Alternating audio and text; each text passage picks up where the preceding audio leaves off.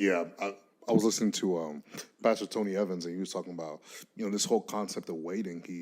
For those of you guys that have ever braided hair, fellas, learn how to braid hair. That's my free advice for today. For those of you that have ever braided hair, That's your confession Tuesday or whatever it is. Yeah, it's just a little confession, nothing too much. You get 3 strands, and you're kind of just weaving them together. And in doing so, you're able to make this braid and it's strong, right? And he was like, in the same way, the word that's used there in that verse that we were talking about earlier, in a sense, we're weaving God in our life. So we're not just waiting like, okay, I'm just going to wait for you to do something. No. In the action that we're doing, we're braiding him in the sense, if we could use that word, right? We're like mending him and together with him in everything. That's the concept of waiting. It's I remember hearing it because before I was like, man, there's a lot of inaction on my part. If I'm just gonna sit here and wait on the Lord, I'm just gonna use this example as an example. A lot of times, growing up in Christendom, as I like to, as they say in those Viking and stuff shows. But let's talk about like marriage, for example. Not talk about marriage, but the whole concept of marriage.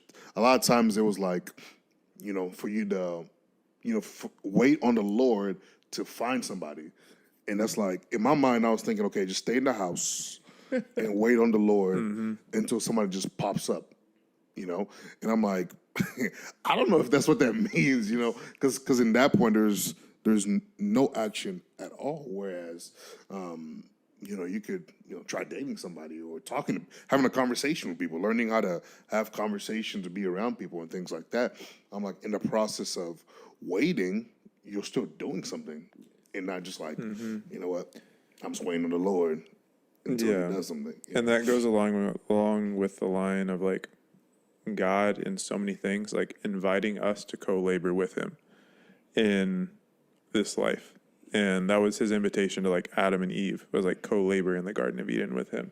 And he said it like so many times, like throughout the word. I'm just like, hey, co-labor in this with me. And I mean, a part of that is waiting on him in that. And the co-laboring doesn't remove the waiting, and the waiting doesn't limit or remove like the co-laboring in that.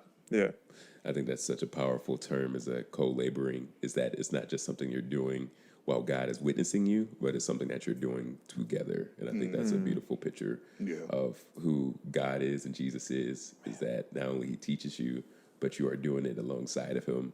A little personal testimony of that. A lot of times when I do things, this is more kind of like a ministry. So if it's like, if it's coming for like a manifestation of something, so it's like casting out demons, or if it's like healing people, a lot of times what Jesus said is that he basically does only what he sees the Father doing. So I try to just mimic that. It's like only listening to God, like while I'm like when I'm like listening to him while I'm trying to do these things that are miraculous, for example. But one thing I would a lot of times hear, because I would always go and ask for feedback from God afterwards, it's like, hey, we have more fun times ahead of us, right? And we have a lot in store for us to do together in this life. So I just think that's a beautiful thing, is that it's not just the doing the spiritual things, but it is the work that you're doing. It is the tables that you're serving. It is the music that you're making. It is the engineering that you're doing. Whatever you're doing, you need to invite God into doing that with you. Yeah, it's I'm pretty sure, I want to say it's 1 Corinthians 1:9. Somebody correct me if I'm wrong. 1 Corinthians 1:9, it says that God is faithful, right? God is faithful, who has called us into fellowship with his Son. Yes. Right? And to your point, it's he wants that kind of relationship where it's like there's so much more ahead for us. There's so much more ahead for us, whether we're serving tables, we're working at Starbucks, whether we're a newscaster or whomever, right? There's that fellowship that's present in that moment. And, even ministry related, Paul says in 2 Corinthians 6 that we are workers together with him. Yes. I'm like, oh man, like I'm on a job right now. And he's on a job with me, you know what I'm saying? Which is a crazy concept, that the God of the universe, because a lot of times we can see God so far removed, so far up there, Yes, seated high on his throne, way over there, and just watching mere mortals do mortal things, and like, oh man, you messed up again. Yeah. Like sometimes that's the concept that people may have of God, whereas he's like, no, he's as closest dimension of his name. Yeah. You know, we're workers together with him.